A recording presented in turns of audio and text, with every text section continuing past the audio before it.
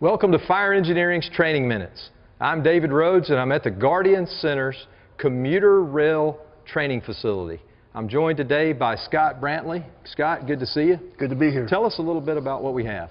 So what we have here is a training simulator. It's 1,800 linear feet of dual track. We have 8 cars in various configurations and we can set them up for all types of training or scenarios. Outstanding.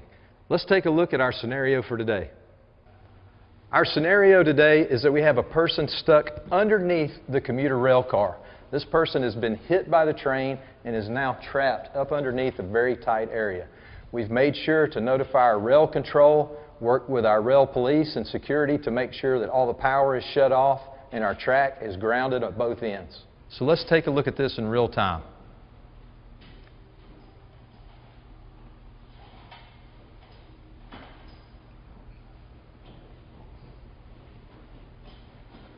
Our rescuers have accessed the track through the station and made their way down the rail cars.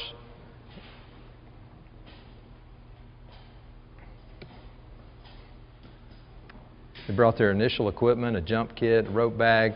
They have an attic ladder. Any type of short ladder will work for access down.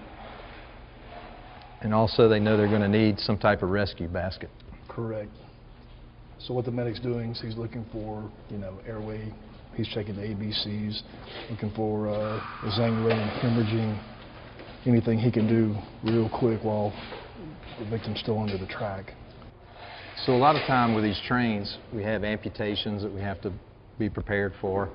But there are a lot of cases where we have a viable victim, especially near the station where the train is slowed down. So what exactly do we have going on here, Scott? Well, you're certainly right. Most of these accidents do occur near the station. Tremendous amount of blunt force trauma. So what our medic's trying to do now is he's trying to do a quick primary assessment to find out if our patient is viable and what needs to be done to take quick life-saving measures. The other guys are preparing to do a rescue to extricate the victim from under the train. So the big thing here is we can't do a whole lot with that victim stuck up under the train, so we got to get them out and work on them. We can keep the airway open and monitor them from that way, but we got to get them out as quick as possible. So what are they using to get this victim out? So it looks to me like what they've done is taken a rope and just tied a simple handcuff knot around the ankles, and the team is working in conjunction with the medic to maintain care of the patient. They're going to be pulling them out onto a Stokes basket here.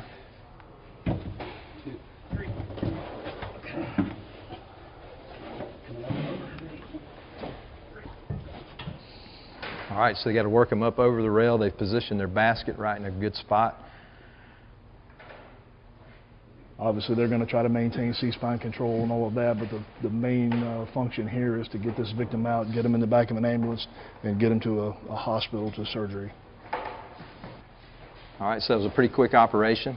Basic ropes and skills employed there. Stokes basket so we can get this patient up quickly. So the guys are just going to button him up, and then they're going to get him back out to the platform. That's correct. Good job.